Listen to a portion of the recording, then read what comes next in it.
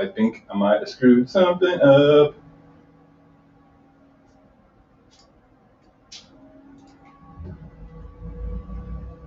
Oh no, you know we forgot to get? What? Water. I'm gonna go do that while you figure this out. Okay. If we are live right now, just give me a moment here. I gotta check a couple things out. I think I screwed something up in the schedule, so just bear with me one moment here.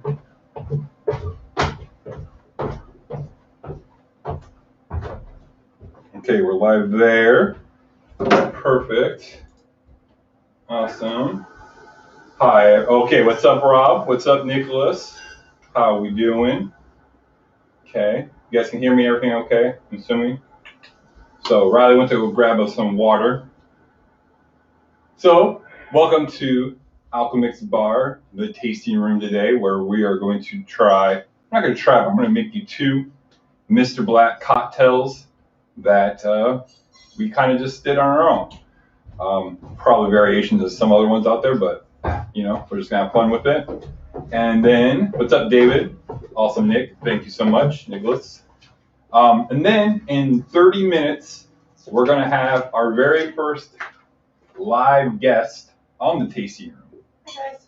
And it is going to be awesome. We are having Tom Baker, the founder and co-owner of Mr. Black.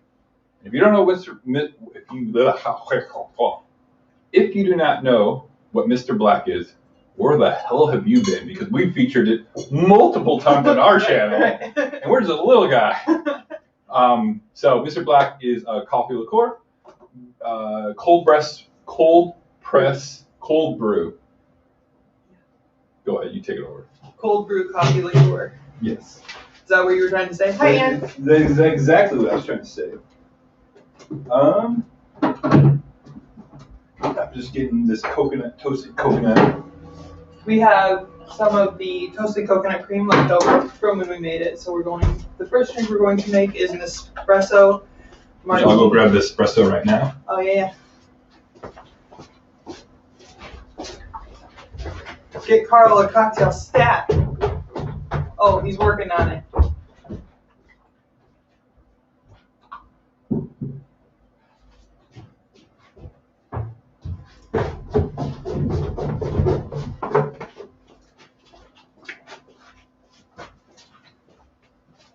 All right. So we have some espresso that's been sitting at room temperature for a couple hours. So what we're going to do, like she said, is going to do a toasted coconut rum espresso martini. Yes. And we're going to use Plantation 3-star, which this can be our second time using it, really. Yep. I think, which I'm a fan of. We're going to use that for the next one. Thank you, Ann. She said I look lovely. Oh. All right, I quit. He's too sober for this. Hi, Vino. 5-second rule, right? Right. Just as we need to get you a cocktail stat, and that's pretty obvious with your dropsies. Dropsies, and I can't talk right. Yep. So I'm going to make two in here, but I'm going to list off how to make it for one person. So we're going to do 3 ounces. I'm going to list off for two. Math is hard right now. So 3 ounces of espresso martini. Espresso. Just espresso. Oh, yeah. Oh, my God. Struggle. I hope my boss doesn't see this and gives me a pay decrease for my time on here. Okay. 3 ounces of espresso. We're going to do 2 ounces of the Plantation rum.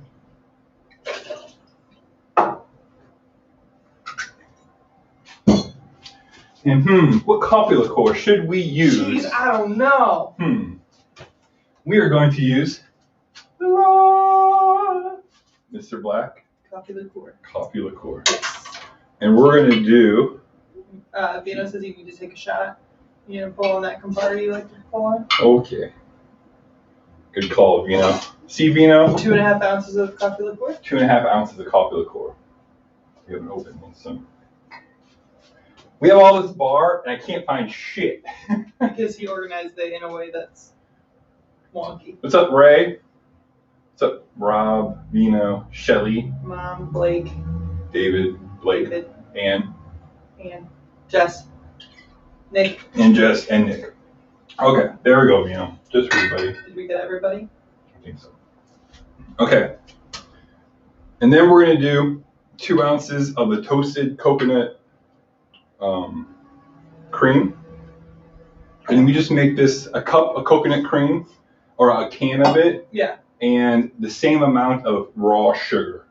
Right? That's how you made it? Yes. We did raw sugar, but I think that one that could be the Demerara one. It's a little bit darker than the regular one. So I'm not sure which one that is. But either way, it works. They're both really good. If you use Demerara sugar, I feel like the toastiness comes out a little bit more. Yeah. And make sure you use regular coconut cream and not the light stuff, because that light stuff is not so good. No. I mean, it's fine. It's fine. But it's not. It's missing a lot of flavor and depth. Yeah, you don't get the depth of coconut. You don't. Yeah. You almost have to use more per cocktail to get the flavor, and then it gets too sweet, and so. Yeah.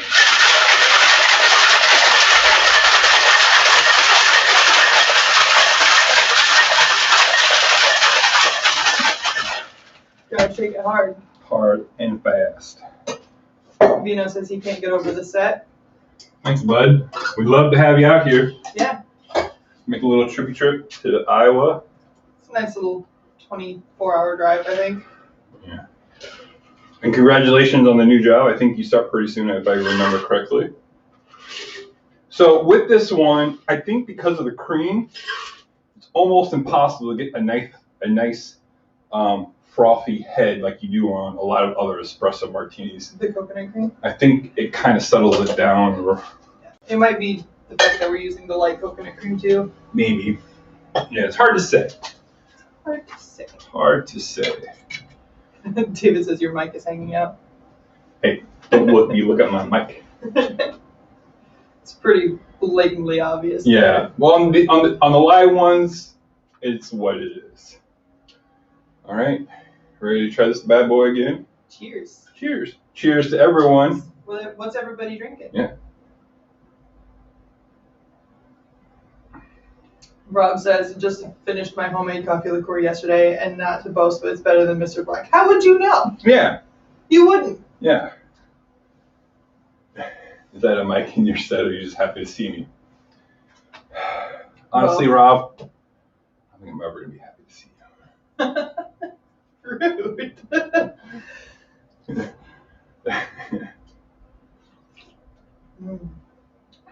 So,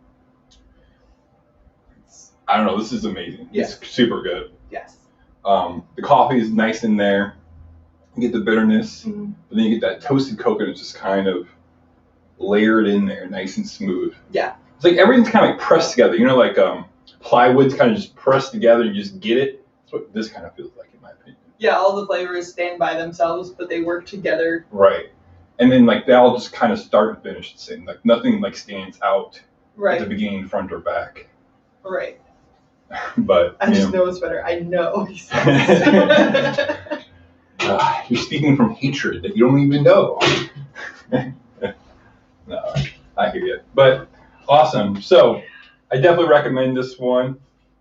I'll definitely put the recipe in the description after the show. Yeah. Is anyone drinking anything right now besides us? It's Friday night. I would hope so. Or I guess for the Australians, it's Saturday. Saturday morning. That is true.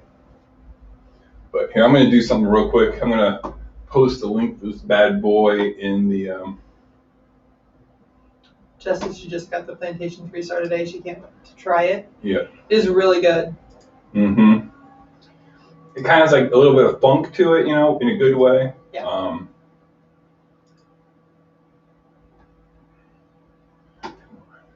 Sorry, my mouse doesn't. I'm just going to share this link with some people's on Steve the Bartender group.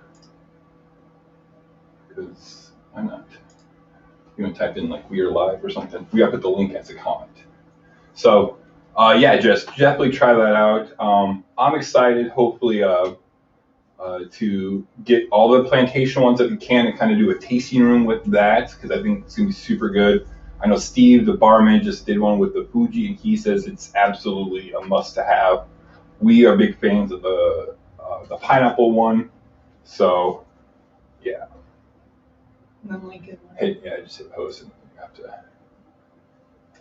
do that. But yeah, sorry, we're trying to get more people on, and stuff like that. So we have some questions that Riley and I have prepared for Tom. Yes. Go ahead and put a drive. And then wherever you go at. And so we have some questions that we're gonna go over with Tom, and stuff like that. And at the end, right there. Okay.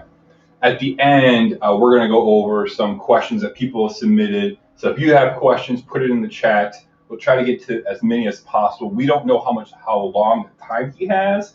He's a pretty busy man, so we don't want to take up all his time. So we're gonna try to keep this short and sweet. And kind of just go with the flow. So, watching my phone asking me if my wife is eyeballing me. Vino, I love you. You're amazing. I love Vino.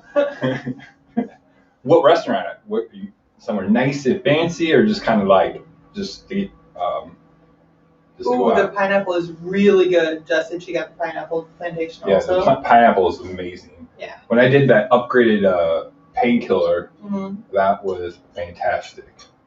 So, all right, if you guys are excited about this interview here in about 20 minutes, give us a thumbs up. Rob, I'm not going to Canada. Like there's no reason. There's no reason. I can't get this. I can't get that. Everything's so expensive. Yeah, I can feel her staring at me. So give her a martini or something. Order a nice little martini, a nice bottle of wine. I don't know what you guys like, but nice Riesling. I don't know your wife's taste. I like Riesling. I know you do. That's why I like Pisco. Yeah. It tastes like a Riesling to me. Well, the one that we had that the cat knocked over. Yeah. Yeah, it was crazy. Our cat jumped up and literally was clawing between the top and the second row because he was chasing a water bug. And we're both like, "What are you doing?" And he jumped off, and his tail hit my bottle of Pisco and knocked it up in. Fortunately, there was only about 2 ounces left. Yeah, so it was one tear down the face. That's Rob it. says, but poutine. Oh my god. I love poutine, but I can get good poutine here. Well, I can get decent enough poutine here. Actually, there was a place that we went locally that it was really good. Yeah. So beer, awesome, David. What kind of beer? We're beer connoisseurs. Well, yeah. Enthusiasts. Okay, so this one's really good. Let's move on to the second one. Okay. So I've had this idea. I saw Kevin Costner's video about the donut and an old fashioned. So it kind of got me going like, ooh, what if we did Chips Ahoy cookie with Mr. Black and kind of made it into an old fashioned? Well, we tried many times in the past 24 hours to make that work, and we just couldn't get it right. No. So I think it can be good. We just haven't gotten there yet. But so then I ran downstairs, tried some stuff, and it wasn't really working.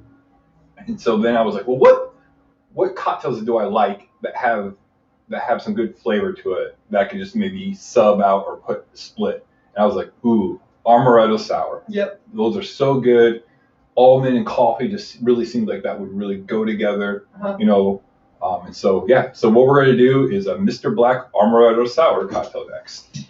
And then I want to give a special shout out to Miss Arizona herself, Jessica Savage.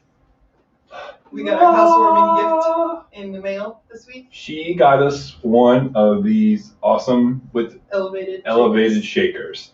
So if you're not familiar with these, they are a little bit pricey. I think they're like $60 or $50 or something like that. But the whole point of them is that it seals and it's insulated, so you won't get that the ice chill like when you shake down cocktails. I made a few cocktails with it last night just to try it out, and I am impressed by the measuring system inside the tin. Mm-hmm. Inside the lid, yeah. Inside the lid, yeah, it is makes things so easy. Right. It's kind of just a one-stop shop, you know. So everything's screw-on. It's not like other like Peruvian shakers. Parisian. Yeah, where they slip on and the ice condenses the metal and stuff like that. So everything's screw-on. I know Vino's been repping this for a very long time. Jess just started working with them, and you're awesome. Thank you, Jess. Thank you very much. I had a good time. I wanted to make a painkiller, but we were missing like 3 of the ingredients. And I feel like that's the way it is with a lot of tiki drinks, is you want to make a tiki drink, but they require so many different ingredients. So I just decided to take whatever I thought would be good and put it together, and it ended up being all right. Yeah. Pretty good. Here comes Oliver. It's like, what are you guys doing down here? Okay, does it auto shake it? I'm not impressed. It does not auto shake. You got to do that yourself. So what we're gonna do is I'm just gonna use everything as it's built in here, and this is gonna be my first cocktail with it. Okay. So again, we are splitting the Amaretto and the Mr. Black. So we're gonna put this back here. Hi. We're gonna put You can say hi? Down here. No, you're not gonna get up there and knock over my martini. That's not what we're gonna do today. Okay. So what we're gonna do is, again, this is gonna be for 2 cocktails that I list off. It's gonna be 1.5 ounces of Amaretto.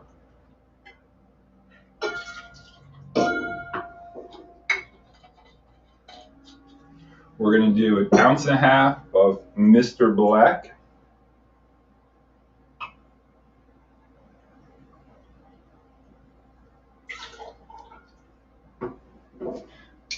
I wonder if you're supposed to just put. Yeah, that's what, according to the little booklet it came with. That's what people do, is they just layer. So in Amaretto sours, the one that we put on our website and video, and it's the Jeffrey Morgenthaler one. He uses a high proof rye, so we have Rittenhouse. So we're gonna do 1 ounce of that. You can grab me a lemon too, or I'll grab it. I got it right You here. got it right there. Right here. Now these are some big ass lemons. Yeah. We've got to use the orange guy for this. Right. And I'm gonna even cut off the tips. Just the tip. Rob says we need to send this recipe to James Hoffman. We get a mention. How? And then we're gonna do 2 ounces of lemon juice. That was 1 ounce. That was almost 2 ounces in by itself. Lemons on steroids, yo. Yeah. All right, that's 2 ounces of lemon juice. And then we're gonna do 2 ounces of simple syrup. It says I've spilled 4 drinks in Oliver on the show. Shh. I know. I'm trying to keep that record. We laughed so hard. Oh my god, that was rough. I was so mad because I actually liked that Campari drink. The bitter ombre. Yeah. All right, and we're gonna just do an egg white. Do you mind? Must you? Okay.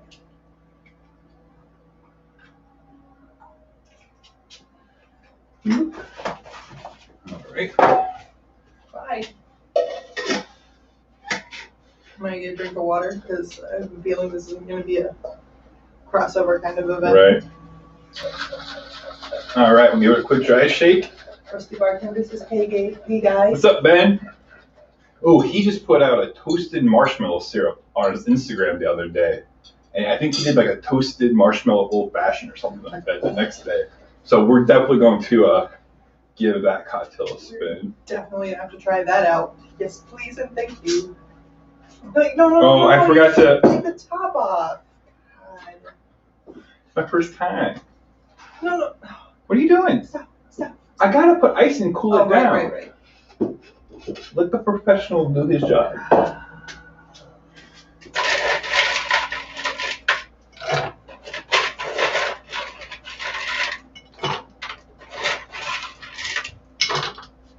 Okay.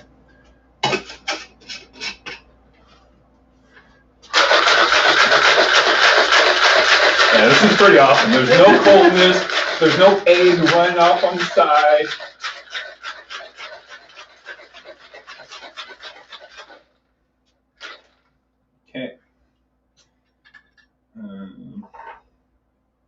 just gonna. We're not. I normally double stream, but I don't know where my other one is, so it's fine.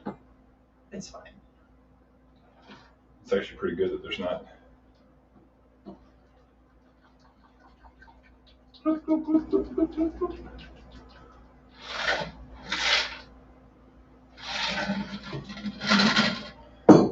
mean, that is pretty badass. It is. All right. I don't want to touch So that again, at all. this is a Mr. Black Amaretto Sour. For one cocktail, it'd be 3/4 ounce of Mr. Black, 3/4 ounce of Amaretto, half an ounce of the Rittenhouse Rye, an ounce of lemon juice, ounce of simple syrup, and an egg white. All right. Ding.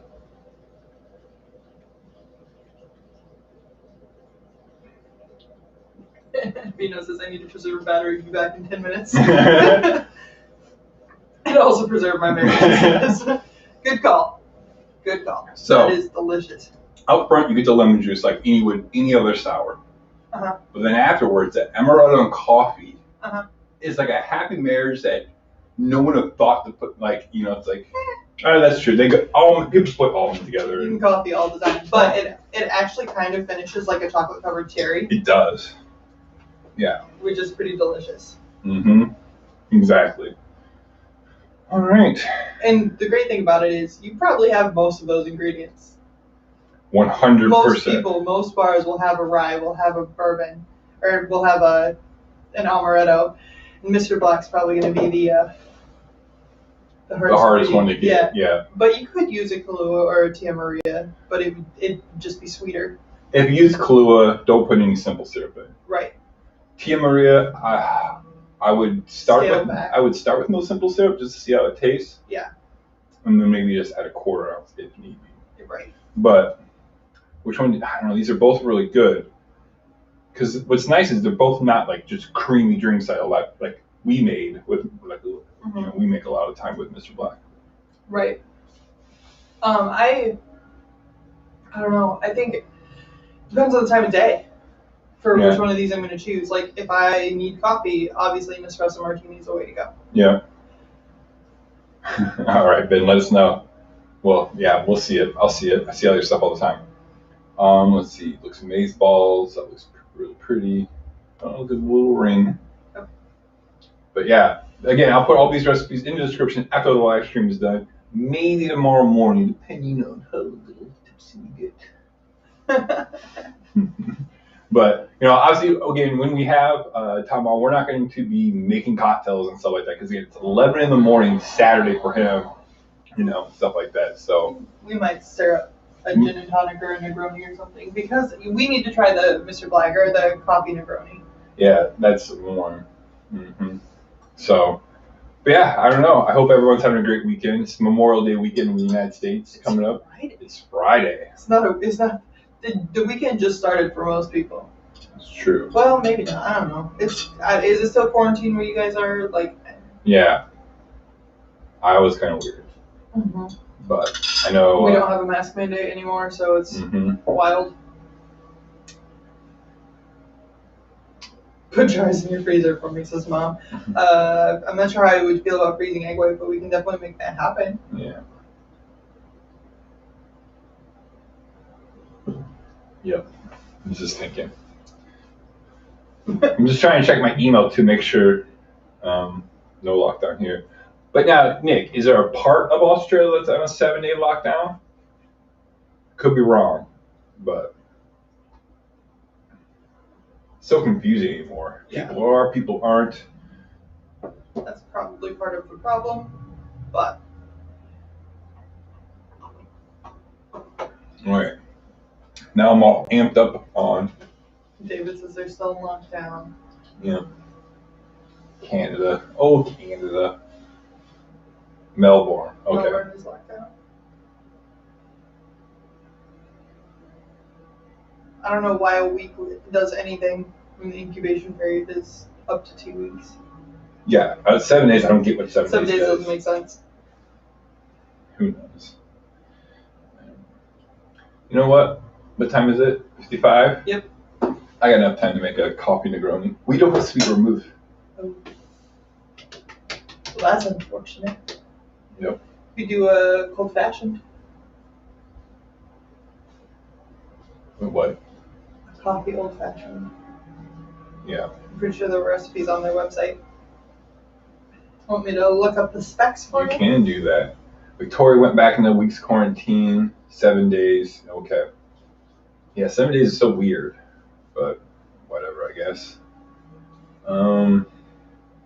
You know what? Next year at this time, 2022, we're all gonna be like, haha, remember how stupid? Yeah, we ran out. And we literally went to the liquor store and didn't even think about it. Mm-hmm. But we bought some other things. Mr. Black Disaronno. And We some other things. do have it tomorrow. We have Avara. Averna. Oh wait, you have this. Oh wait, no, never mind. Averna. And we have Siciliano, Fernet, Velvet Palermo. no, Fernet, this one. Oh yeah, Bronca. Mm-hmm. Oh, so Mr. Black is the That's the remote. oh, so shit, let's do that.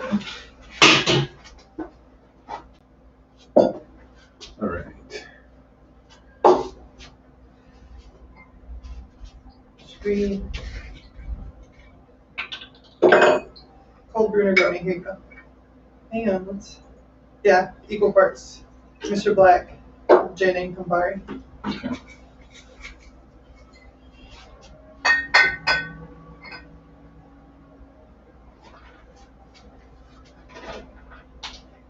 Sorry, I keep checking my email.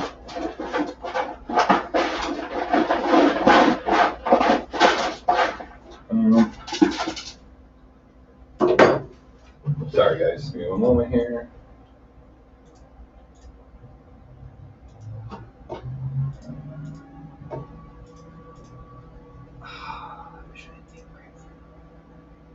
Sorry, I've got to send an email out real quick to Mr. Tom. Let's get him in.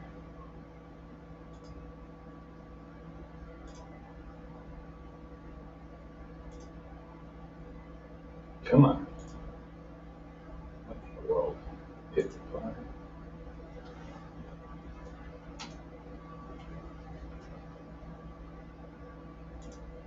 Okay. Okay, just give it a moment here. Okay, so I put just Negroni in here, or Campari. Yep.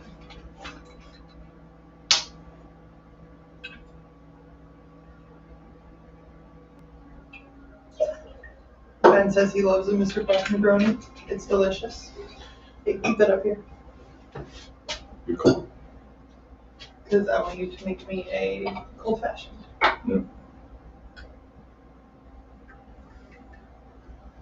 Where am I? Shit. You just decided you wanted Disaronno in your Negroni? No! I was just pouring because it was right there. Oh, I see. By mistake. Uh-huh, sure. Sure. All right. All right, so Tom should be joining us. I just sent him the link to join. So he should be popping in here hopefully very soon.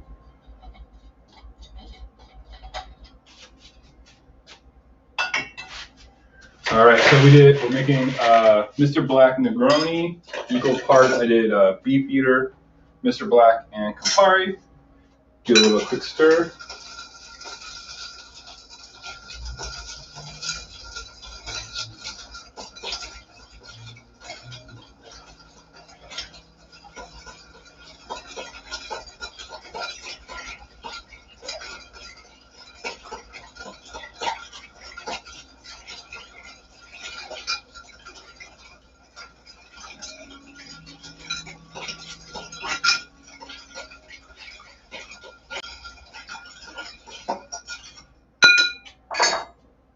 I'm not sure we'll put it in. Isn't it supposed to have a rock in it? I'll have to say. I drink it fast enough. There he is. All right, guys. So we are going to be. We got to put headphones on because last time we did this, We couldn't hear anybody. couldn't hear anyone. Okay. right, guys, let's Should I flip him live? flip them in live. Hello. G'day, guys. Hey, all right. Give us one quick moment here.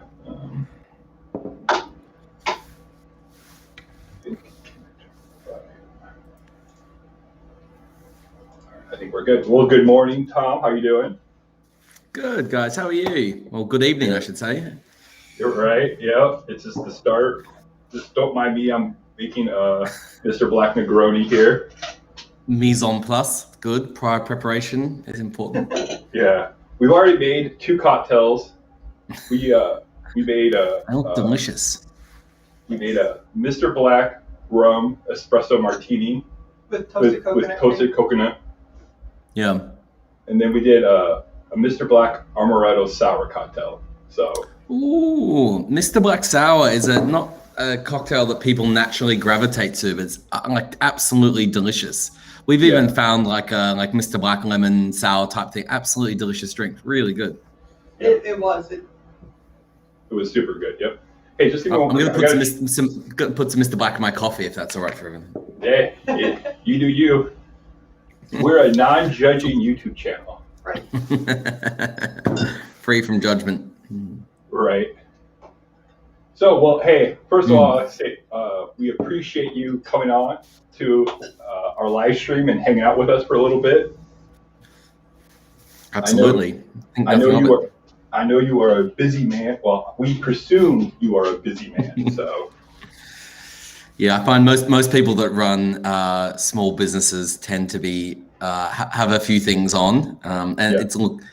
As one of my friends said to me once, life is not a busy competition. You get no bonus points for being busy. But yeah, we it's a pretty crazy period of growth for us. So yeah, we got a fair bit on at the moment, that's for sure. Right. Well, I mean, that's a good problem to have, right? So. Yeah, I feel like I use that word a lot, like I'd say that, things are good problems to have. But I think what that means is they're sort of like good, but they cause problems for everyone else, Right. So if you're the ops team or the marketing team or the sales team or whatever, you end up with a lot of extra things on your plate. Yeah, anyway, good problem. Right. Yeah, I hear you. I mean, like we're her and I are trying to do everything for Alchemix, which again, this is not full time for us, it's part time. But yeah, it's just like great. Awesome. So Mr. Black started off as a part-time gig. That was my, I had a full-time job during the day and then worked on would get home from work at 7 and then till I had dinner and then we worked on Mr. Black from 7 p.m. until 2 a.m. and then woke up and did that for a year almost before I could leave my job and do it full-time. So I appreciate the hustle, man. That's what it takes.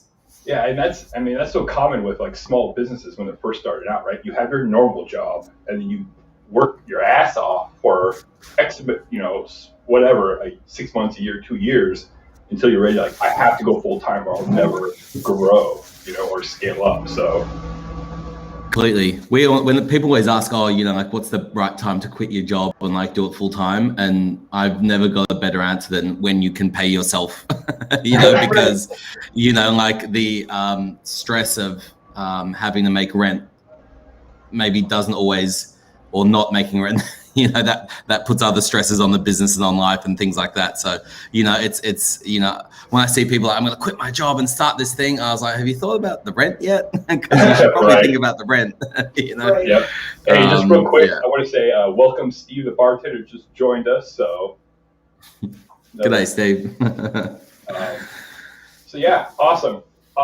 So we have some questions. We want to ask you some questions, obviously, because we're going to hang out, but we're going to try not to ask you the normal questions that you probably ask all the time. We're going to try not to. Yeah, great. But I'll try not to give you the normal answers. How about that? Yeah. So then we can kind of try to decipher, was that the real one or was that the bullshit one? I don't know. But you get that list up? Yeah. I did spend some time watching an interview you did with, is it We Like Drinking podcast? Yeah. So that was fun. I love those podcasts. They all invariably turn into, because they're always filmed quite early in the morning for me. So I end up just drinking back-to-back coffee Negronis at 7 a.m. or something, which I think happened in that podcast as well. Not a bad way to start the day, if I'm honest, but kind of ruins your productivity for everything afterwards. Do you put Mr. Black in your coffee every morning? No, I don't. And I did for the first, I used our Amaro then. And I think it's nice. It gives that lovely citrusy botanical note to a coffee. But no, not really. I don't know. I'm like maybe one of those new school drinkers where I tend not to drink that much till Monday through Wednesday, have a few alcohol-free days there, and then more than catch up Thursday through Sunday. More than catch up, overshoot it perhaps. But yeah. So tend not to. I don't think Mr. Black goes that well in coffee. I think it's coffee in and of itself. So yeah, I'll just put it on the rocks there. Yeah, and please, no more showing off your Amaro, or I don't want to see the barrel aged one, because we can't get any of that where we live. So actually, we technically can't even get Mr. Black where we live. We have to hop a river, and we have to go across state lines. Yeah. Fortunately, it's only like a 2-minute drive for us, but we keep bringing a bottle every time we travel further into the state. We take a bottle with us. Here, you try this, and we can get it. You can't. Right. Bootlegging Mr. Black. I love it. Yeah. All right, you got. Yeah. All right. So we have a few. We're gonna start with a few rapid fire questions, just because it's fun. Yep. So, quickly, without thinking too hard about it, what's your favorite movie? My favorite movie, probably Reservoir Dogs, I would say. I love that film. It's probably Reservoir Dogs. Yeah. Nice. Yeah. And your favorite I watch it a series? lot. Favorite TV series? Oh God. I don't know. I surprisingly don't watch a lot of television, but it would have to be, I'm like one of those guys that only watch 4 things on television, which is The Wire, West Wing, Sopranos, and then I don't know, like The Office probably. And it's just so uncreative. So I'm probably in various phases of one of them at the moment. I'm just trying to get into Breaking Bad. Can't do it. Yeah. Is it the British Office or the American Office? No, American Office. And I hate those purists that go like, oh, the British Office is the best. It's like 6 episodes and 3 seasons. It's nothing compared to what they made at the American Office. Nothing. No, I'm not having that. That being said, there are a few TV shows that are so much, the British version is so much better. Skins is one of my favorite. Yeah, great show. Yes. All right. And then, oh shoot. Oh no, there we go. Got it. What is your favorite band or group or artist, music artist? Oh, that's a tricky one. That's a really hard one. That's like asking people their favorite child. I don't know. I'd really struggle to answer that. Okay, who have you been digging lately? Like who's been on like your Spotify? Better question. Probably, do you know, like I'm one of those guys, I tend to get into music about 3 years after it was, sort of quite mainstream popular. And literally over the last 2 weeks, I've been massively getting into Kendrick Lamar. And I don't know why. I don't know why I didn't appreciate it at the time. I know he's like hyper famous, right? But loving it, absolutely loving it. No, but we have an amazing music scene here in Australia, especially for electronic acts like Flume, Rivers to Soul, all that amazing bunch of people, and really talented music industry here. So yeah, mostly Aussie acts tends to be, but yeah, the last month Kendrick Lamar, man, so good. One of my growing up in the 90s, I'm 40, so a 90s kid. Silverchair was huge for me, Yeah, massive. Frog Stomp, all that. Yeah. Yep, and then Carnival. Yeah. I was late to that game. I'm like, how have I never heard these guys before? And they're so awesome. But yeah, we had 90s rock and early 2000s rock in Australia was massive. Grinspoon and Jet and Wolfmother and all those great Aussie rock, all that stuff. Yeah, Joker and the Thief, which is used in every Vegas scene in a Hollywood film. Yeah. All right. This one's for me because I'm a bookworm. What is your favorite book that you've ever read? Even trickier one. Okay, I'm staggering admission here. I haven't read a fiction book. Just because I'm boring and read boring business books, I haven't read a work of fiction, I'm going to say, in 10 years, which is not good. I read boring business books. But I'm going to talk about boring business book. I read a really great one maybe a month ago, which was effectively about, I think it's called the 4 Principles of Execution or whatever. And it's just unbelievable. And I'll post on my Instagram later.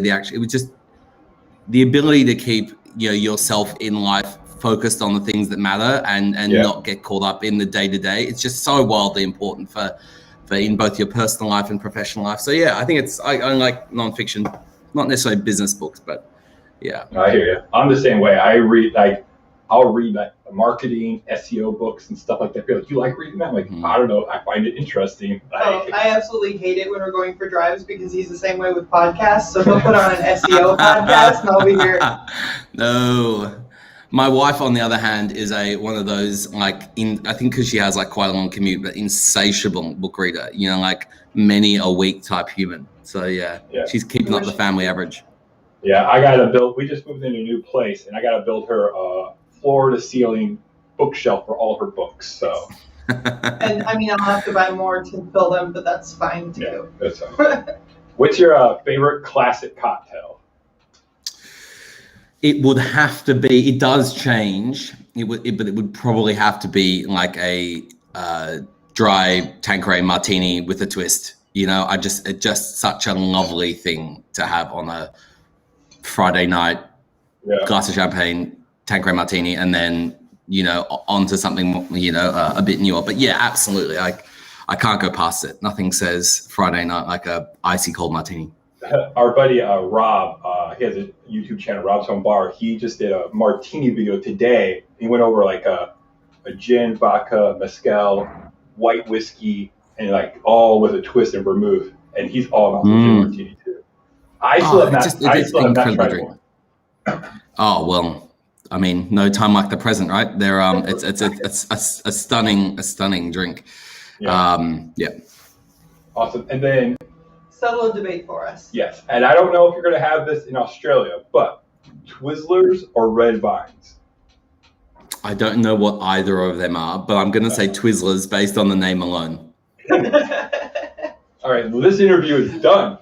Wrap it up. Like red licorice they're just two different red licorice styles or companies here in the U.S. So. When you say red licorice, does it taste like anise? Does it have that sort of anise seed flavor? No, okay, good. Because if that's the case, then neither. I like everything. I can eat everything on earth, but like black licorice and I can't do. I've tried. And mushrooms, I didn't used to eat. And it's taken me, I reckon, 20 years to learn to like mushrooms. And I'm still on the fence. I cannot make myself like black licorice. I can't do it. No. But awesome. All right. Well, we just kind of want to do that so if people just kind of, get to know you a little bit more on a personal level here. Let's get down into the nitty gritty, right? All right. So when I was watching that We Like Drinking podcast, you said that coffee is a religion and that you would want Mr. Black to be the head of the church, essentially. So if that were the case, what would be your founding tenets, your 5 precepts of Buddhism or your 10 commandments or your golden rule in Christianity? What would it be?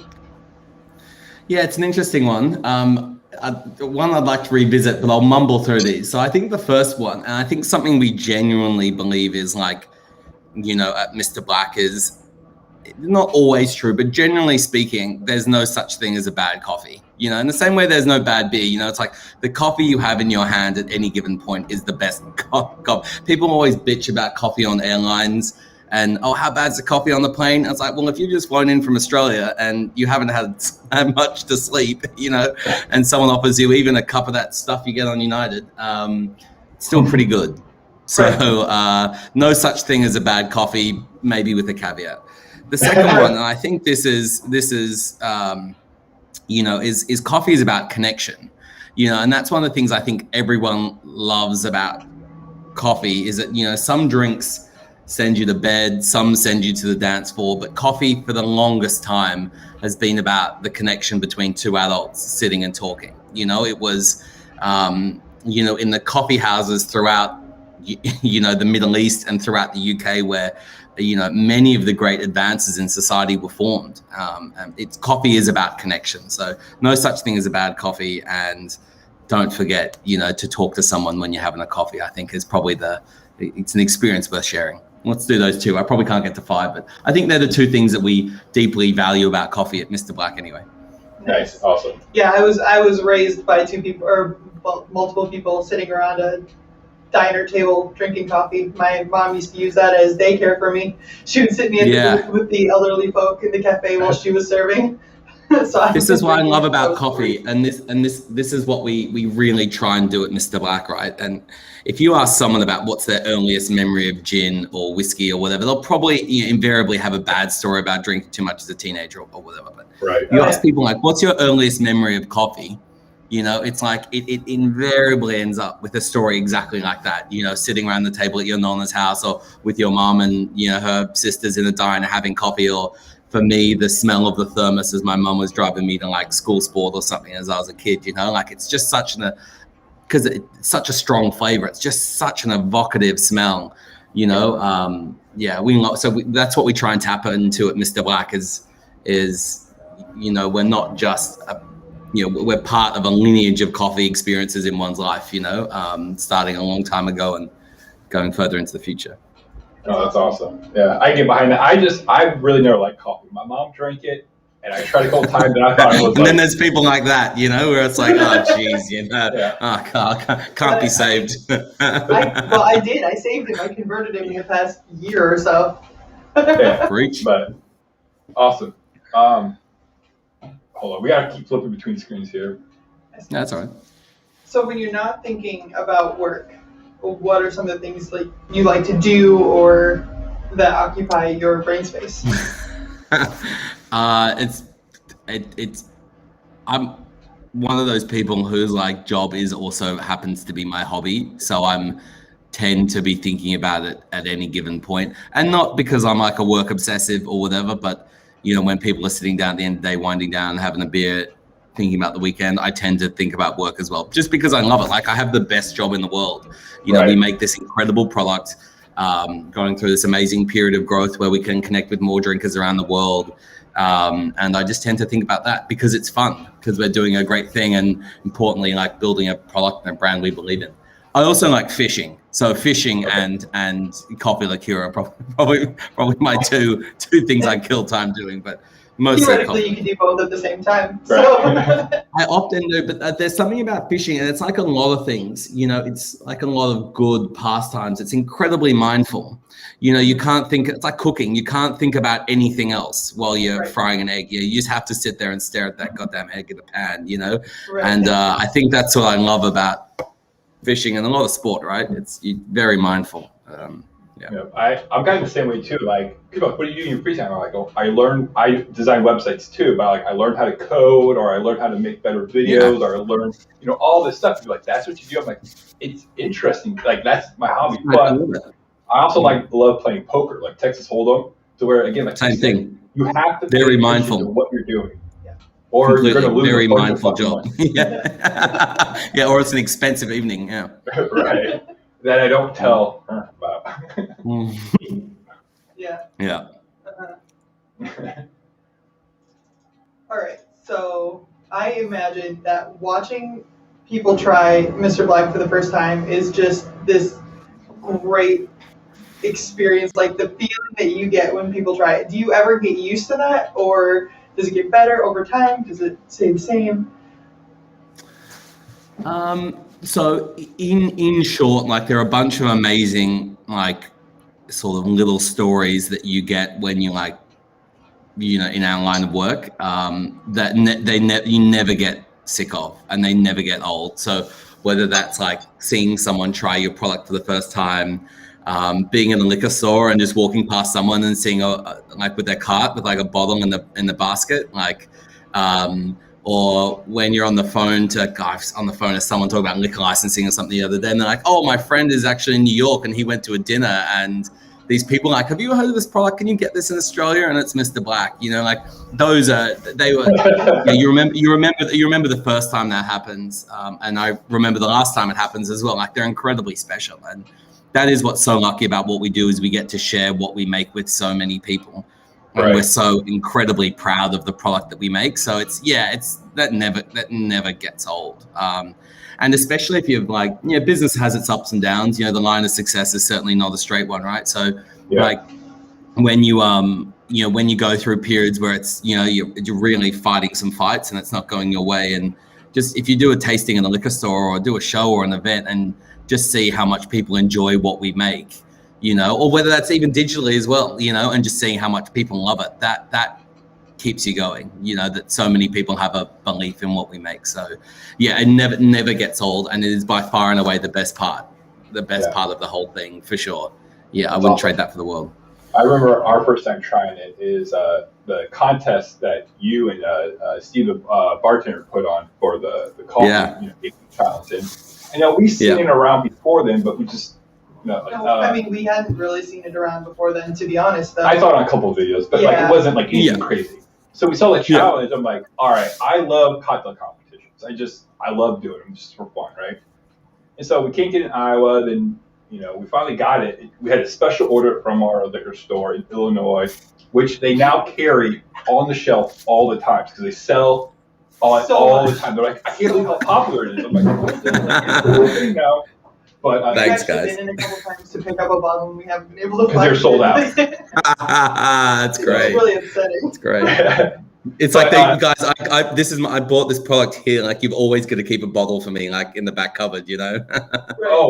So we just bought our 8th bottle. So this one's pretty full, but we just bought a brand new bottle today that's on our floor or up there, and that's our 8th bottle, like in 7 months, you know. Yeah, so. since the competition in January. Yeah. So. Yeah. Oh yeah. Thank you guys. But I remember first tried it, and I'm like, holy shit, the hype is real. Like, the squeeze is worth the juice, right? Like, you know, and like, you know how someone will talk about a movie or a band, they overhype it, and they don't really overhype it, but they hype it up so much, and you see it, that's okay. It was okay. That's good. And I tell people, this is straight up worth all the glamour, not the glamour, but the hype and the talk of it. So. Yeah, it's the benefit of like, you know, like one thing done well, and I can't like tell people how much we just obsess on making one thing. You know, we just spend so much time making one product. Is all we do is make this thing. And unlike say like an aged spirit, where of course you can iterate, you put things in barrel, but the innovation cycle on making aged spirits is quite long, right? Where for us, you know, we've made, you know, over 1,000 batches, you know, over 1 million bottles now. You know, each time we're always testing, always innovating, always changing the process, the blend, the coffees. So we just continue to hack away at this thing. So, you know, maybe the trial one back in 2012 wasn't great, but like 2021, like the juice it's pretty dialed. You know, it's pretty good. Yeah. It took you 9 months and 240 different iterations of the. Yeah.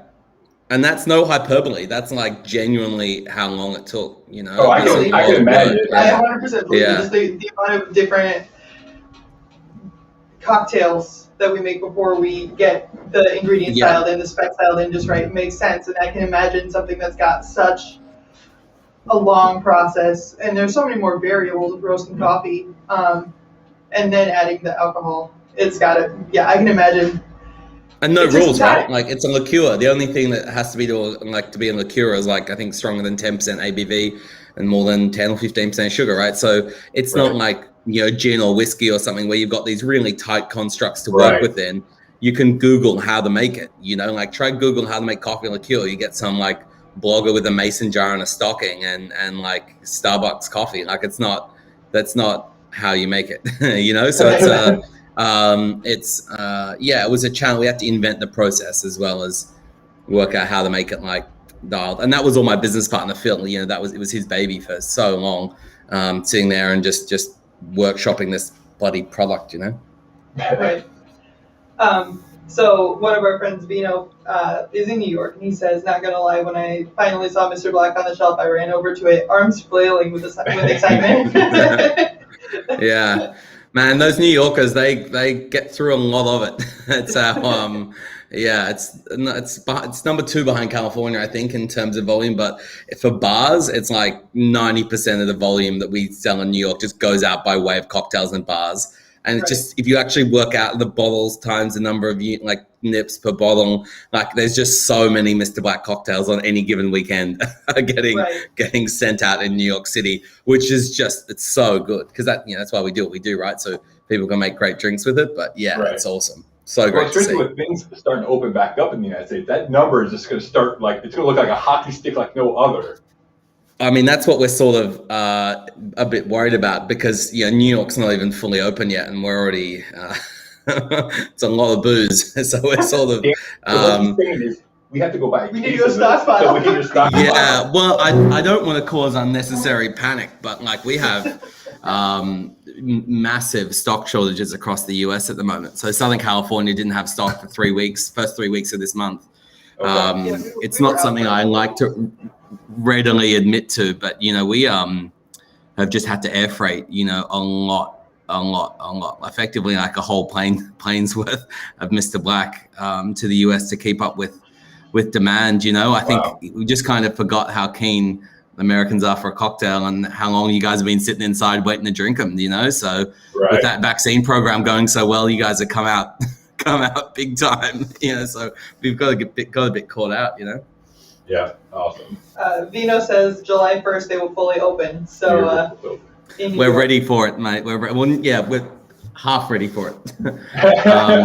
Half ready. I'm not sure if you guys read like the business news or whatever, but there's been these huge shipping freight issues around the world, and I know it doesn't matter when you guys go to a bottle shop, all the drama that it takes to get the product there, but it's been a new set of challenges this year for sure, in terms of just getting booze on the water and all that. It's real sad, but thankfully it's not just me anymore. I got this amazing team that smashes it out. But yeah, it's that there's a lot of work that's gone to getting that bottle on your bar there. It didn't happen by accident, that's for sure.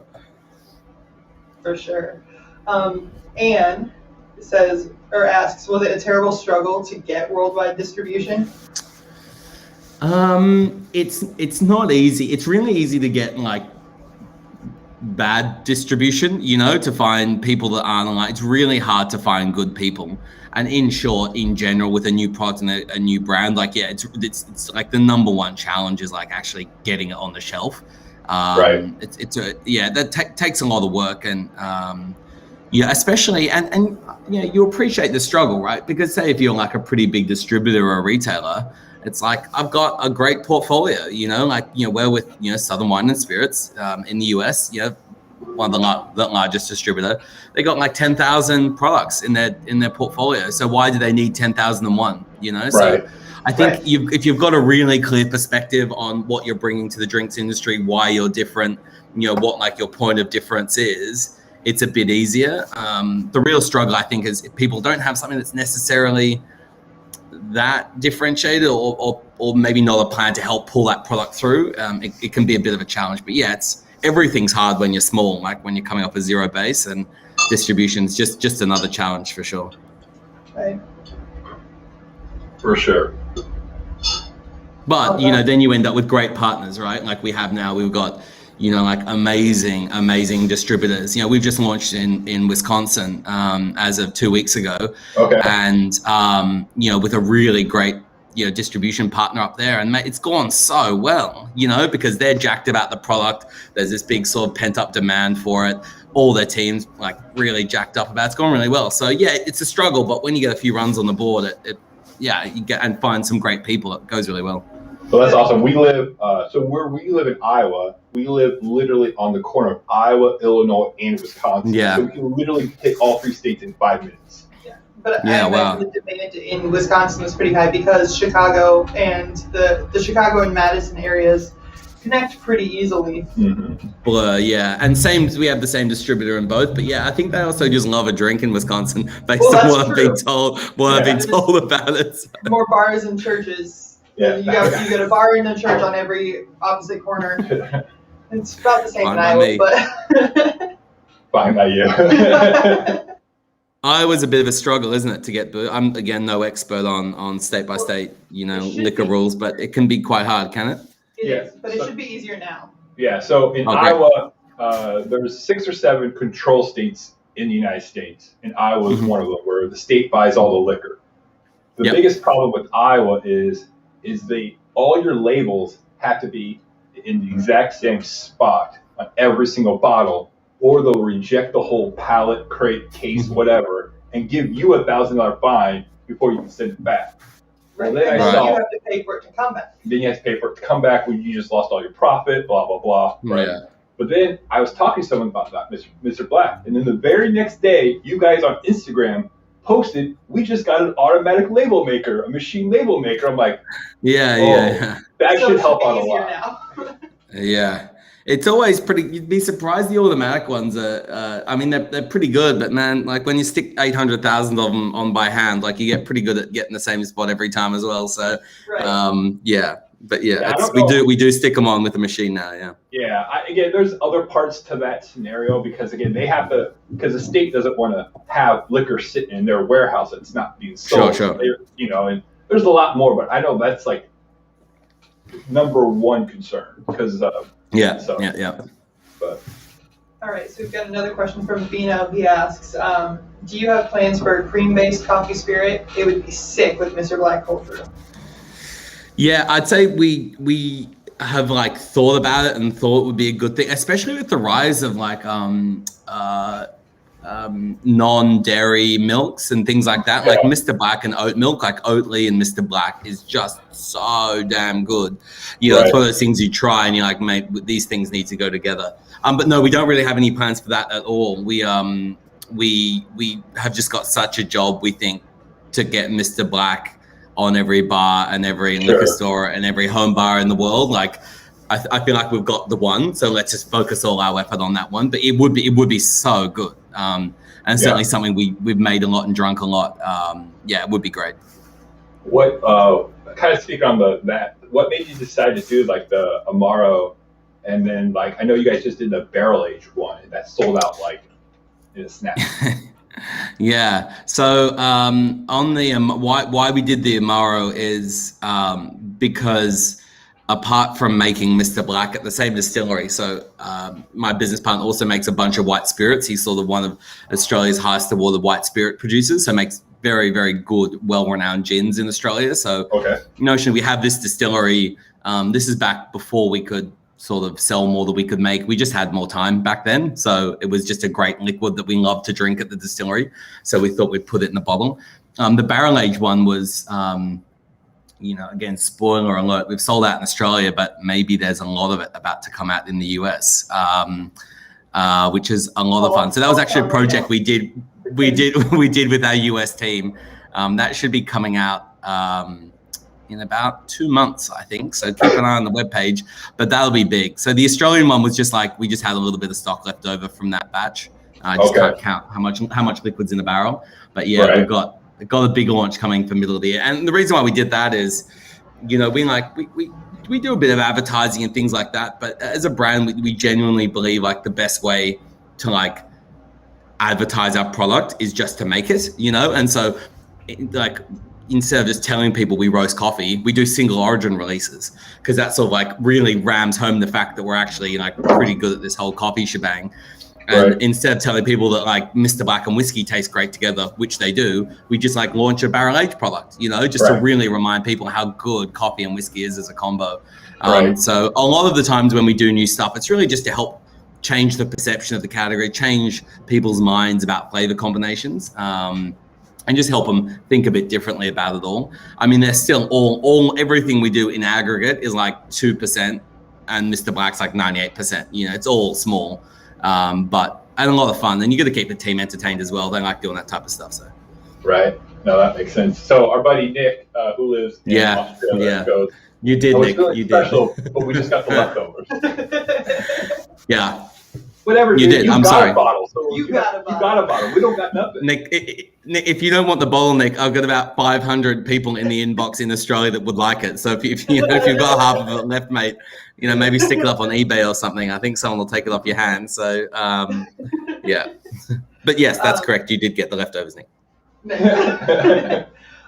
Jess from Savage Kitchen asks, is your partner involved with Threefold Distilling? No, so Threefold is Steve's amazing thing that he's doing down in Adelaide. And I, as bad as it sounds, haven't tried any of Steve's gins yet. Naughty Tom.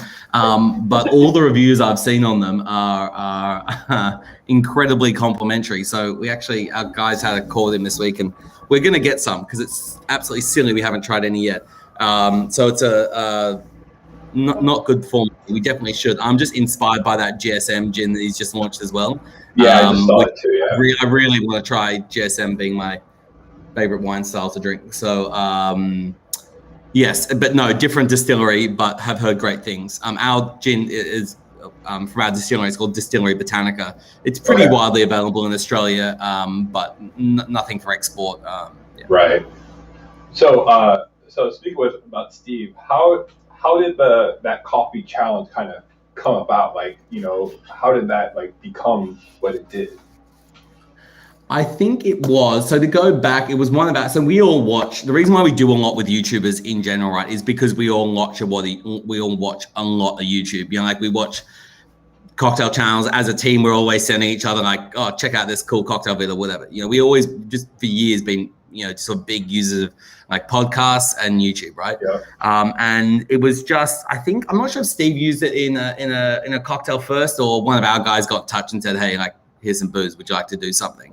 But then it was, and again, I hope I'm not rewriting history here. I think it was Steve that actually kind of approached us and said, hey, we've got like, would you like to do something bigger? And the answer, whenever anyone always says that, is yes. We don't like doing small stuff. Let's do big stuff. Right. And I think I might be rewriting history here, but I think the whole thing was his idea. And it was like, hey, how about we just do this great big cocktail comp, and just get people really involved about it. And it sort of worked, right idea at the right time, because everyone was kind of stuck at home, with this whole COVID thing. And it was just a great opportunity and a good spot for us as well, because we had a lot more distribution. It's really hard to find brands that works for, because the big guys don't even know what YouTube is, let alone how to engage with it, right? But most small distilleries that do love YouTube and small brands don't really have a global footprint. So it's sort of hard for people in Minneapolis to get a bottle as it is in Melbourne, right? But for us, we're in this point where we love YouTube, and we're in 15 countries now, so it was a bit of a sweet spot for us as well. So I'm sure Steve will jump in, but I think that's how the idea came around, and it was just a lot of fun. It was so inspiring just to see all these drinks and to go through and look at the submissions every week. We used to go through as a team, every one of them. We loved it. It was so good. Yeah, it was. I mean, like I said, it's half the reason that kind of forced us to buy the bottle. It's the reason it forced us to buy the bottle. Yeah, it was. And then, like you said, it was inspiring to see all these cocktails. Obviously, the creamy, desserty ones, that's the easy one to do, right? Yes. Anyone can do that. But then you get to some of the Nathan, the guy who won, he had a tropical one. Swizzle, and then week one, Jessica, she's in here. She's Savage Kitchen. She won week one with the lavender. Lavender, yeah. Who the hell would have ever even thought to do that? But did you try any completely. Did we try any of them? Yeah. Was that a question? Yeah. Yeah. So bloody lootly. Yeah, that's why we built the company. It was to drink. No, yeah, absolutely we did. And the one that won, Nate Swizzle, was really, really good. It was a genuinely really well balanced drink. Yeah. I think what was more interesting was both the individual cocktails, but also the general sort of thematic directions that people took them in. There was a lot of tiki vibes, that sort of Mr. Barley High vibe, which was really, really good. A lot of the stirred down brown, dark spirit vibe, milky, some hot, some cold type thing. There was just these sort of big, broad groups of drinks, and it was great to, that's what we love and what we've been saying for years. Coffee is more than just a White Russian and an espresso martini, both great drinks, but there is a world after you've drunk those two, right? And so it was just great to see everyone making them drinks. We loved it, absolutely. As I was saying, I kind of think what kind of propelled us to reach out, or you reach out to us, was the episode where we did 8 cocktails. Yeah, you drunk them all. Yeah, that was amazing. There was not a bad, out of the 8 that we did, I would be 100% honest, I did not, there wasn't a single one that we wouldn't drink again. Right? And I'm there's so many creative people when it comes to cocktail making, you know. Yeah, and it really kind of puts the size of the world in perspective almost, where it's like. Yeah, it was so fun. But no, that was great. That was a great thing. Yeah. Okay, so this is kind of marketing business side of me. Do you have some sort of I don't know, app or software where you're just scraping Mr. Black on the internet and it tells you like when people post new things, or are you just perusing YouTube with Mr. Black and stuff like that? So I think people in my team have like Google Alerts signed up, so they get like Google Alerts. Yeah. I don't. We just, I think, do a lot of perusing. So we like use Slack, you know, the communications app as like a way of talking as a team. And in that we have like, you know, our different threads, and one's called like Spotted. And just anytime anyone sees us exist in the world or online, people post it. So we're like, there's been almost like 30 of us at Mr. Black now. So we're pretty good at like sharing all the good stuff we see. But yeah, if you consider like a bunch of our team and like their job, it's not Instagram, but they use it a lot for their role and just in life. So we do get a lot of exposure there. I watch a lot of YouTube. I'm sort of the guy that, you know, watches all the videos on YouTube that people make with Mr. Black. I just love the platform.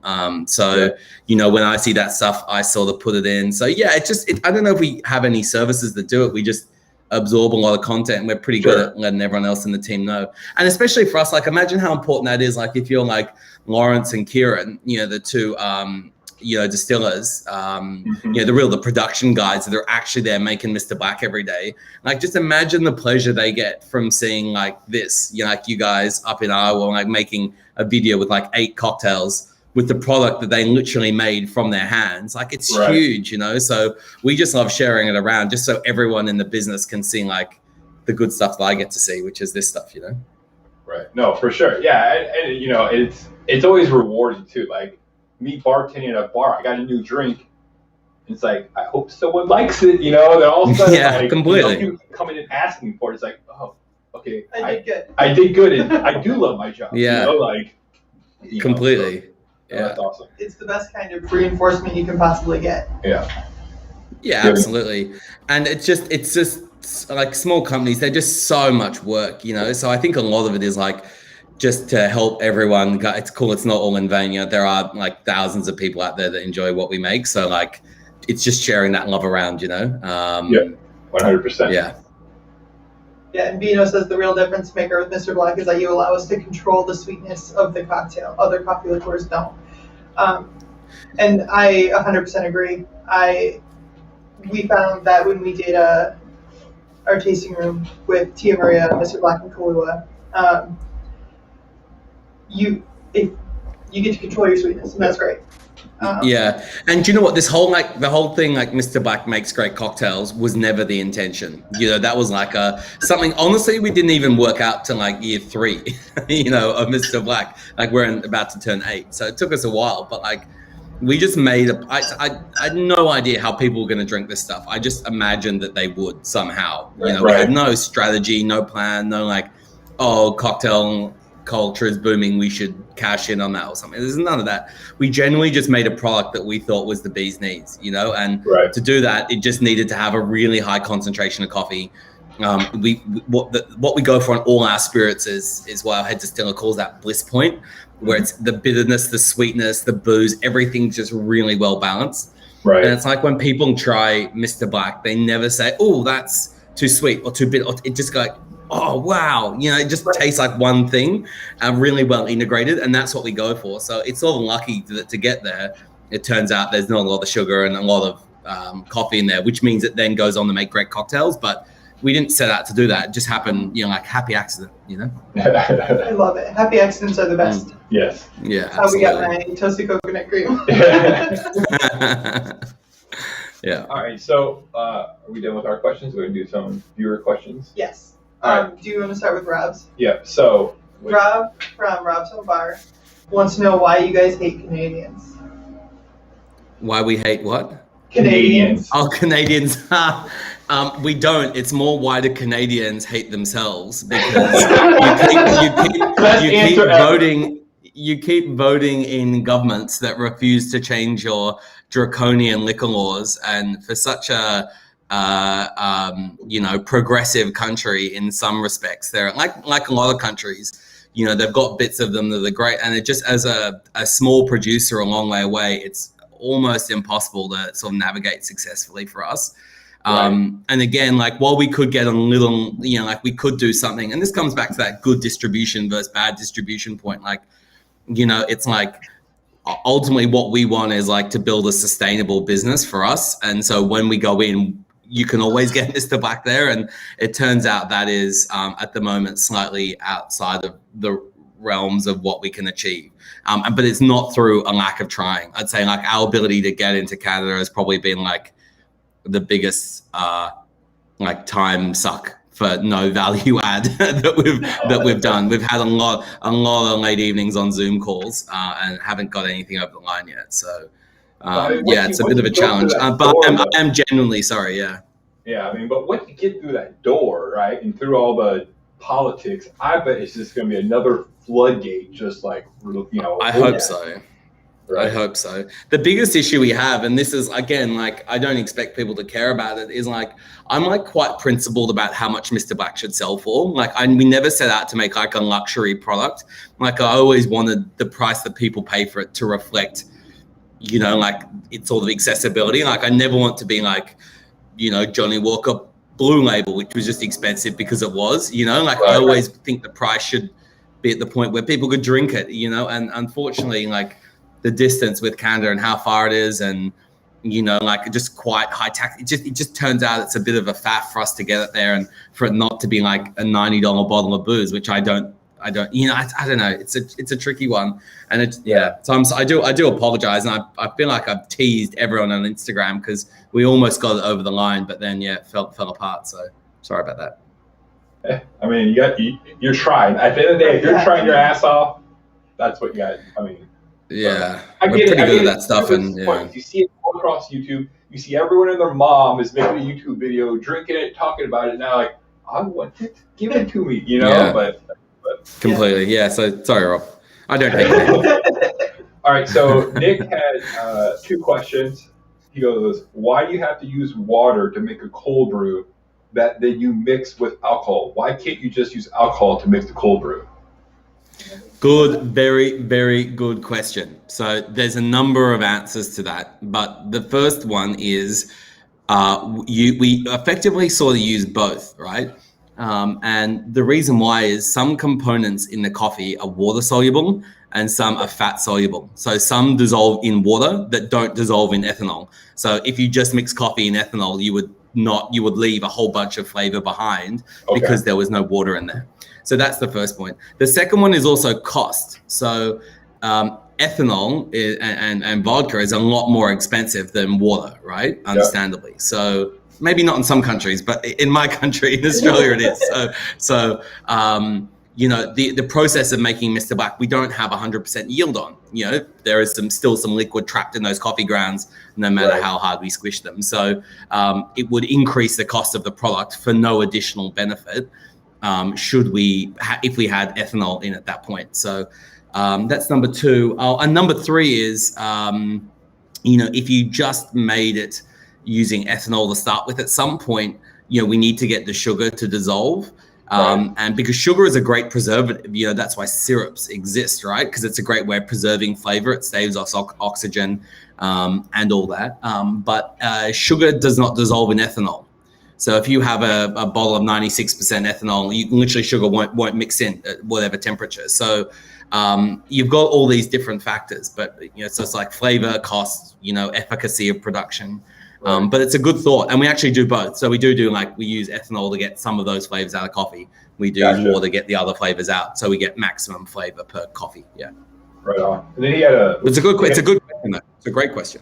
Yeah, for sure. And then he had a second question, which I think we kind of already discussed, but not really. But anyways, have you thought to make a no added sugar or sugar less sweet version of Mr. Black that would maybe be more accessible for mixologists using cocktails with less sweetness? So we have we know what it tastes like, and it's not very good. So we don't make cocktail ingredients. You know, that at Mr. Black, we make Mr. Black, which is just like this amazing thing that we love to drink. And most people that make Mr. Black, that drink Mr. Black in the world, just drink it like on the rocks. Like that's like 80% Mr. Black that gets drunk is just people that think coffee is dope and I want some with some booze in it, right? So, you know, so it's like, we've got like, you know, so while we could make like a coffee vodka or whatever, the reason why we don't is because like making Mr. Black is a bit like making a cocktail. Insofar as you do need to add a bit of sugar to balance the heat and the booze. So, yeah, it's not as, yeah, that's the reason, is because it just doesn't taste very good by itself, you know? Yeah. No, we make things that taste great by itself. Yeah. So I have this guy, he's been following us since we kind of started, and we talked with him on See the Bartender, and his name is Toke, and he's from Denmark. He wants to know any update on Denmark. Yeah, it's in Denmark. It got there. It got there 3 weeks ago, and it should be available very soon. So yeah, it's there. Our first shipment to Denmark came in like literally 3 weeks ago. So I would say within the next 2 weeks, it should filter through to some retail stores. And hit me up on IG at Mr. Black Spirits, and I can put them in touch with our team in Europe. Cool, awesome. And then he had we've kind of discussed a lot of this, and I would assume the number one question you get is why can't I get it, right? But he would just want to know, like, what other challenges have you found going international between different countries, different states, provinces, you know, and all this other stuff? Like what are some of the big challenges with all that? Completely. And I think it's an interesting, like, it's obviously a simple answer, like rules and stuff, right? But what is interesting is how like liquor regulation has evolved around the world, you know, and how draconian it, like you put a bit of ethanol in something, you know, like, and all of a sudden it becomes this like, you know, huge tax, you know, shipping legislative debacle to ship around Earth, you know, and that really all, you know, is highlighted in the US, where you've effectively, you know, like your 50 countries, you know, when it comes to, you know, different liquor laws, which makes it as a small producer, like almost impossible, you know, like if you're like, Net-a-Porter, right? You can send your fashion anywhere in the world. You can put a box of shoes, you know, in the post and ship it, you know, most places around the world, right? But as soon as you put the slightest bit of this magical ethanol, you know, into the drink, it's straight away you go into this category of like, oh, you may as well be shipping nuclear weapons around the world, and you know, it gets incredibly complex. So that is the hardest bit, you know, and it really stifles small producers, both within countries. Like if you're a small producer, a small distillery in the US, how mental is it that you just couldn't send a bottle to 50 other states within your country? You know, like you all pay federal tax. Why can't I sell my product to other Americans? That for me is like mind blowing. Oh, trust me, what we've got, you know? Yeah, I think the law here in Iowa is like really holding back some cocktail makers with some excellent products that they should be able to get their hands on, but we can't. Right. It ultimately stifles innovation. Is what it does, you know, and it means it's really easy to get big products made by big brands who don't need your support, you know, and stifles small producers that don't have, you know, can't get their products into the state of Iowa because, you know, why would the state of Iowa want to buy, you know, 100 bottles a year of one craft gin? But, you know, it stifles innovation, and it hurts small producers. It's not good, you know, but it's what we've got. So you can either whinge about it, which I do, or you can just try your best to play the hand you got dealt, right? So, but yeah, it's not easy at all. Yeah, and the consumer is the one that loses ultimately. You said you can whinge about it. That means you can whine about it. Or I got you. Okay. Yeah. She has explained. I do often. I'm a non-cultured person, so. I got one more question from people submitted to us on Facebook. Billy wants to know any word on Indiana in the U.S. Yes, I think it's coming. Hold on. Let me just. This is live, right? I can Google. Hold on. Yeah, you can do whatever you want. I don't care. I think. Let me just check my emails. I think it's coming. Yeah, it is. It's coming. Mr. Black will be in Indiana this year. So, that is one of the states that I think you will find Mr. Black in. And again, hit me up on Instagram and I will, I can give you a specific answer on that. I'll just chat to the US guys. But yeah, I think we will be in Indiana this year, which is great. Awesome. Nice. David from Booze on the Rocks asks, have you thought about opening up production in another country to help alleviate shipping and production? Yes and yes. So we,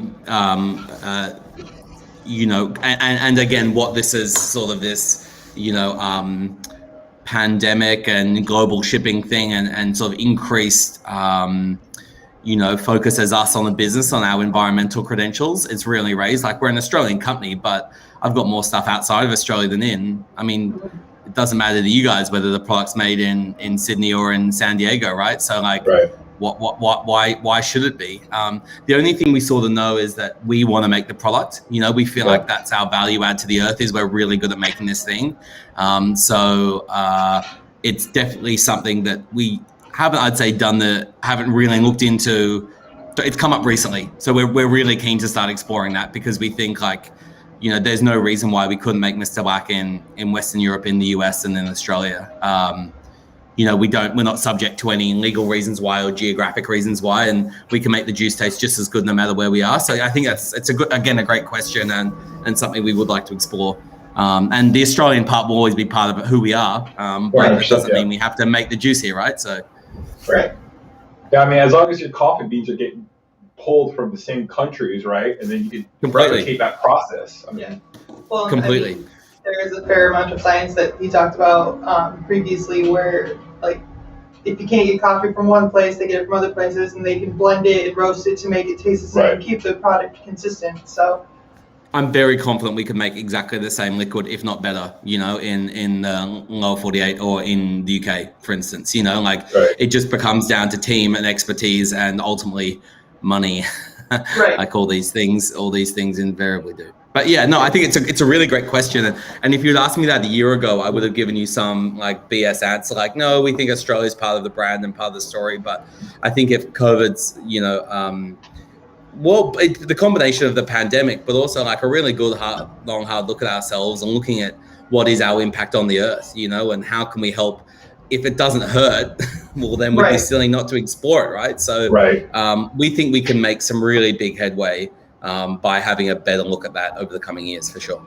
Yeah, we watched your on your guys' YouTube channel, like the story of Mr. Black, and how you guys are like taking the coffee beans and giving it to locals for whatever projects they need.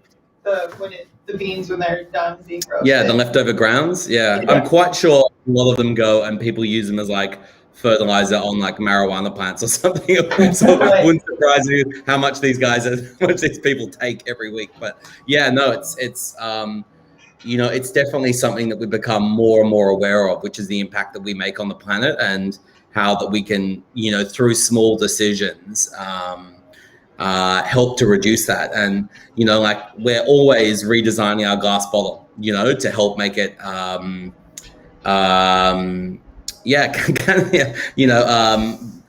we're always working on how to reduce our impact on the earth. Right. And I've been listening to like other cocktail podcasts. There's a Bartender at Large podcast and other podcasts where they're talking about where more liquor and spirit companies are trying to figure out how they can waste less, you know, reduce their impact, you know. And I guess Patron has a huge part of that. I think he said they have like 200-person employees that are just with the help of reducing the impact, you know, like with not fertilizer, but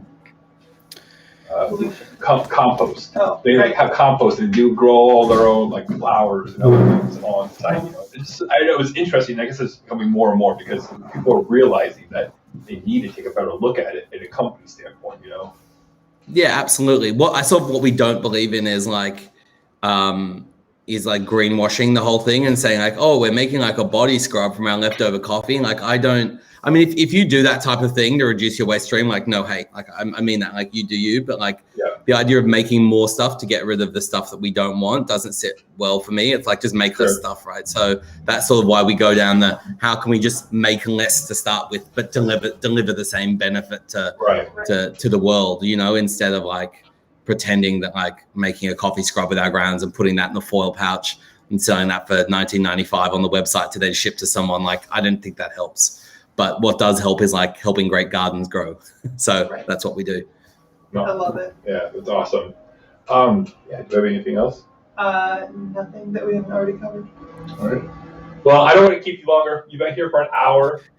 It doesn't feel like an hour. It's been great, guys. I really appreciate you guys taking the time and setting this all up and making some great drinks and making 8 cocktails from a cocktail comp and doing back-to-back trials of our product on your YouTube channel and just being part of the movement to help spread, cocktail culture around the world. It's brilliant. It's so good. And obviously we're big fans of what you do. So yeah, it's great. We appreciate it. I mean, we are one of these people I've been one of those people. I'll tell you what I think. Like, if I don't like something, I don't like it, and here's why. And I never, that makes him pretty trustworthy. But when I'm behind something, I'm behind it. Like, I'm not like, oh, I like it because he's gonna send me $100. None of that shit, right? Like, it's I give my honest opinion, and we love your product. She's a coffee lover. I like coffee, but I love this.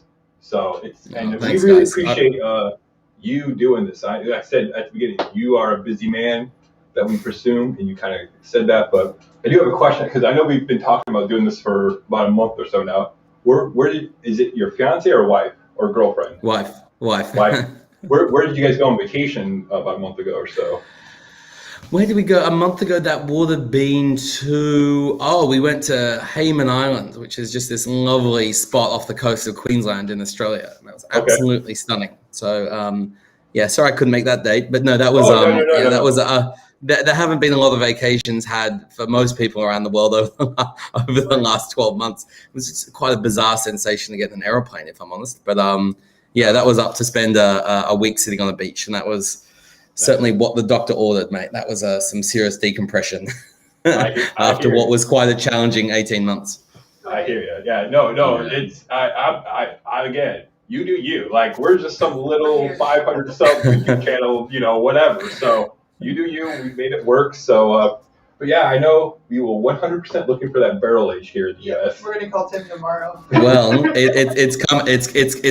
It's coming. It will be. I can just. It'll be probably mail order only, just because there's not a lot of it off our website, and maybe with like 5-hour or something, I think. But anyway, if you sign up to, obviously let you guys know, but if you people listening, if you sign up to the mailing list or whatever, you're genuinely the first way to hear about stuff. And we've got enough of it. We should hopefully make sure none of the super fans miss out anyway. So but super exciting. That should be in a couple of months, I think. Keep an eye on the Instagram and on our mailing list. Cool. Yeah, I love your guys' Instagram. I mean, 'cause you guys kind of, sometimes it's behind the scenes, and then it's like, all your guys' marketing team you guys always put out great stuff. They're the best. They're actually the best. Yeah, we got a great team. Yeah, but again, Tom, we really appreciate you spending an hour with us, taking time out of your day. It's Saturday morning. I know you probably got other things to do, but we appreciate it. And, we love your product, and good luck going forward. We know you guys got big things. You know you have big things, but we know you guys are going to knock it out of the park. So, thanks, guys. I really appreciate it, and thanks for taking the time to have me on. Thanks so much. No problem. All right, have a good day, bud. Cheers, guys. Bye. Cheers. Bye. All right, so we hope everyone really enjoyed that. Obviously, he's super down to earth. He's obviously super thrilled about his product that he does. As he should be. It definitely makes sense, like, on a business standpoint. Make one good product as amazing as you can and try to get it in front of everyone before you go do too many things. Right. Obviously they kind of dabble in the Amaro and the single origins. The single origins, once here and there, but they're not trying to make that as a secondary or tertiary product line. Mr. Black is their product line, and that's it. Right. So I hope everyone enjoyed that. Yes. Woo! It was great. Like he said, it didn't even seem like an hour. No, it was fun. Yeah, and he's super down to earth. Obviously, everyone can tell. It'd be great to go to Australia, see Steve and Tom. Go check out everyone's facilities. Spiders. The spiders are so big. But yes, yeah, I don't know. I think we're just gonna kind of cut it tonight. Like we're not gonna do a 3-hour one. I think this was just a good note to kind of end on. And also, our live streams moving forward are going to be different. And I say that because I started working at a cocktail lounge bar here, and Fridays and Saturdays are our busy nights, and I can't ask off for every other Friday because it's just me and another guy. So I can't leave him in the weeds every other Friday. Right. And that was the condition. If I want to make money, I got to work. So we will continue to do live streams. Yes. They're just unfortunately going to be a little bit inconsistent and a completely different time. Yeah. So it might be Friday morning for us, like thinking like Saturday morning. Or Saturday morning. It's okay. Okay, Rob. 2 more shots, Carl. 2 more shots. Blake says she's gonna go buy a bottle right now.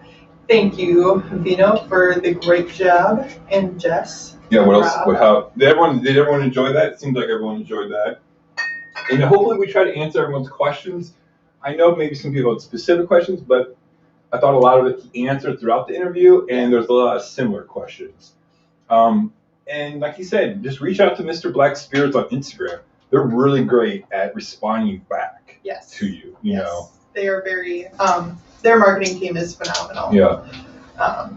So we're all approachable. They don't have that "I'm better than you" feel, or anything like that. So. Right. But yes. Kind of go back to our live streams. We're gonna try to keep pumping them out. Again, might not be every other Saturday or over this or that, but we will fill every Fridays with our normal tasting room. So there will be something every Friday for sure, and then just a sprinkle of lives here and there. Right.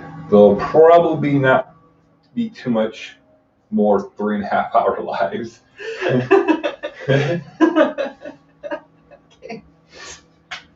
Oh, so bad. So good. No. So good. But this coffee Negroni is pretty good. It is. I feel like, guys, I hate to say it, but I feel like the more things I try that aren't Negronis and that are a little bit more complex, I get less and less distaste for Campari. I'm not saying I like it. I'm saying I hate it less. Which is a good start, right? I think it's a good start. Yeah. Yeah. So, but. No, too warm. No. It is pretty warm. I didn't want to sit there and just slam cocktails and be super shit-faced while we're going. But anyways, we appreciate everyone. Again, we're still going to keep doing our Monday, Wednesday videos and every Friday tasting room episodes, sprinkle them with lives here and there. We'll definitely pre-post them so people kind of know to tune in and stuff like that. But at the end of the night, we appreciate you guys. Again, Tom, thank you so much. You're awesome. Hopefully we get to have a follow-up in person at some point. Hopefully. That'll be awesome. Spiders, though. It'll be totally worth it. Will it? Totally worth it. But awesome, guys. We're going to head out. You guys have a great night. Enjoy your weekend. If you're in the United States, it's Memorial Day. Have a great Memorial Day. If you're in Australia, have a good Saturday. See you guys later. Bye. Bye. Cheers. Cheers.